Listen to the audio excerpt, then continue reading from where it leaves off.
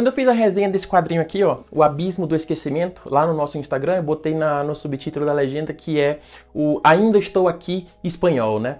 Pra quem não sabe, a Espanha passou por uma ditadura muito forte, né? A ditadura franquista, antes ainda de nós termos passado aqui no Brasil, a nossa ditadura na década de 60, lá na década de 40, década de 50, a Espanha já estava passando por essa ditadura e foi uma ditadura muito violenta, muito opressora, né? Assim como foi aqui para nós. Diversas pessoas desapareceram, os corpos nunca foram encontrados, né? Todos os opositores do regime, eles eram sumidos, né? Desaparecidos ali, e aí muitos eram enterrados em valas comuns, e durante muito tempo, até hoje, inclusive as famílias ainda tentam recuperar esses corpos, né? Tentam exumar esses corpos, fazer os testes de DNA para saber se é o seu parente ou não é o seu parente, mas uma coisa que é difícil essas famílias recuperarem os corpos é que, como foi muita gente morta, muita gente desaparecida durante o regime espanhol, eles acabavam não catalogando qual pessoa era enterrada em qual vala comum, né? Eram grandes valas que eram enterradas ali 50, 100, 150 pessoas jogadas tudo junto ali, a terra ia por cima, não eram túmulos, valas individuais, né? E aí ninguém sabia onde é que os corpos estavam enterrados, né? Só que aqui no quadrinho a gente acompanha duas linhas narrativas diferentes. A gente vê aqui o Leôncio Badia, né? Um cara que ele é forçado a trabalhar como coveiro lá durante a ditadura franquista, então é um trabalho muito não grato, né? Ele tinha que todo dia ali no cemitério cavar valas e jogar esse tanto de corpo lá dentro. Isso, claro, ele não estava gostando de forma alguma desse trabalho dele, ele era forçado pelos militares a fazer esse trabalho, ele tinha que abrir covas todo dia e jogar, né, os corpos lá dentro, e ele, com essa preocupação, né, de estar ajudando o regime, ele não queria ser visto dessa forma, ele acabava fazendo algumas coisas ali por baixo dos panos, né, como anotar qual eram as pessoas que estavam enterradas. Ele tinha um caderninho que ele anotava o nome das pessoas que estavam enterradas ali, às vezes tinha uma carteira junto com a pessoa, ele pegava o documento, guardava um pedaço da gravata, um pedaço da camiseta, um par de sapato, ele ia guardando tudo isso lá no estoquezinho dele no cemitério para documentar quais pessoas estavam em cada vala, né, porque ele pensava que um dia, se o regime acabasse muito em breve, ele ia conseguir ajudar as famílias a recuperar os corpos. E a gente vê isso tudo se passando no passado, nessa linha narrativa no passado, enquanto no presente a gente vê a Pepica Celda, né, que é a filha do José. A Pepica, ela tá tentando recuperar o corpo do pai dela. Ela passou ali, ela se dedicou a vida inteira a entrar na justiça contra o governo espanhol para ter o direito de abrir uma vala, porque ela descobriu as anotações lá do Leôncio, né? Ela descobriu qual é a vala que tá o pai dela, ela tem uma suspeita que o pai dela tá naquele cemitério específico, né?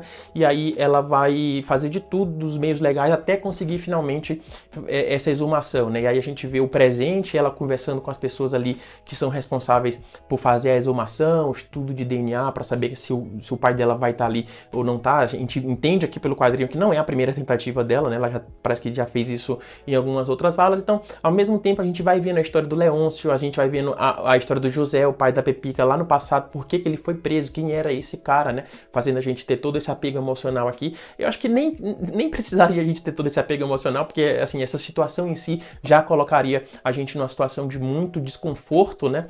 Porque a gente já passou por isso aqui, a gente tem familiares, a gente consegue se colocar nesse lugar comum muito facilmente, mas a gente vai vendo essa história sendo desenvolvida, vai vendo a pessoa que era o Leôncio, né? Um ser humano ali que tentava ajudar de alguma forma, o José também, né, os motivos que ele, como eu já disse, ele foi parar e ele passa alguns dias na prisão, tem toda aquela angústia se vai ser fuzilado ou não vai ser fuzilado, até que enfim ele é morto e jogado nessa vala. E aí ao mesmo tempo a gente vai vendo a Pepica contando ali as dificuldades que ela teve, como o governo espanhol ainda hoje dificulta que as pessoas consigam recuperar os corpos dos seus familiares, né? Mas por que é tão importante, né? Pô, já morreu, o que é que eu posso fazer? E a Pepica traz isso pra gente, esse sentimento de que eu só vou sentir de fato que meu pai morreu quando eu conseguir dar um enterro apropriado para ele, que é muito parecido com o que a gente vê aqui no filme. Ainda Estou Aqui, por isso que eu fiz essa comparação, né? Ali a família lá do deputado, né? Do Marcelo Rubem Paiva, né? O pai dele desaparece, fica atrás a esposa dele fica atrás de informação, o que aconteceu com meu marido, o que aconteceu com meu marido, até que de fato ela descobre, morreu, né? Morreu, mas ela não tinha a certidão de óbito, eles não conseguiram viver o luto de forma apropriada, eles passaram muito tempo sentindo que estava só desaparecido, né, que estava desaparecido, uma hora podia voltar, vai voltar a qualquer momento, porque não tem o papel ali que mostra de fato, olha, ele está legalmente morto, vamos poder, e aí, inclusive, lá no filme eles passam muitas dificuldades, né, porque a esposa, o Marcelo, o Rubem Paiva, né, o deputado Rubem Paiva, deixa ali os bens, né, na conta bancária dele, não tinha conta conjunta, a gente sabe que era uma época difícil para as mulheres, a esposa dele não consegue sacar o dinheiro, né, não consegue sustentar os filhos, volta para a faculdade, vai estudar direito, e aí da mesma forma ela continua a luta dela de forma ativa, né, ela vai passar a defender ali as minorias, principalmente os povos indígenas, ela foi muito importante nesta luta, né, mas ela teve que passar por algumas dificuldades financeiras, teve que vender a casa, teve que se voltar a morar com os pais, porque não conseguia ter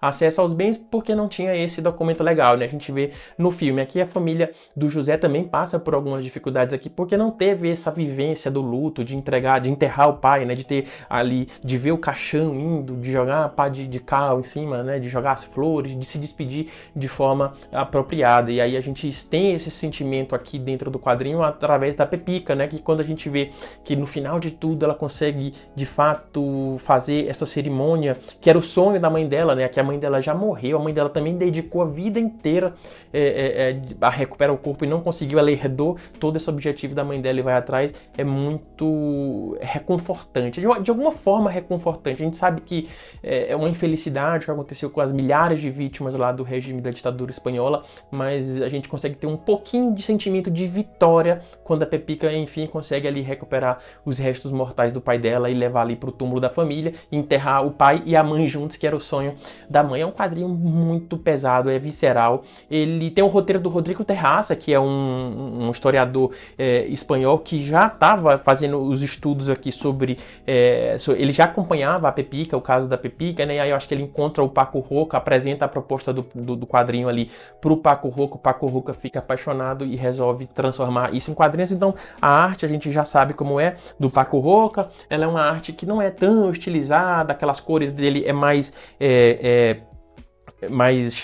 pouco chapada, né, uma cor mais lavada, mas ele consegue trazer muita emoção pro quadrinho, principalmente com as cores, né? É um quadrinho que está no formato aqui horizontal, ele tem uma pegada mais jornalística, vai ter muito texto em alguns momentos, ele vai expor algumas coisas do regime, como nessa página aqui, né, não tem tanto diálogo, ele vai mostrando o que aconteceu com o regime, onde ficavam os cemitérios, onde ficavam os quartéis, né, como que as pessoas eram enterradas. Então tem uma pegada jornalística e documental, ao mesmo tempo que tem essa pegada biográfica, né, que vai contando o passado e o presente também dos personagens. Um quadrinho excepcional, ficou na nossa lista aí, eu acho que em quarto lugar na nossa lista de melhores do ano, porque eu gosto muito dessa temática, de quando a gente revisita esses traumas do passado. Eu acho que é uma frase que eu já ouvi há algum tempo, que quando a gente não revisita constantemente esses traumas, né, a gente corre o risco de acabar revivendo eles. Então eu acho muito importante que a gente faça quadrinhos sobre ditaduras, quadrinhos sobre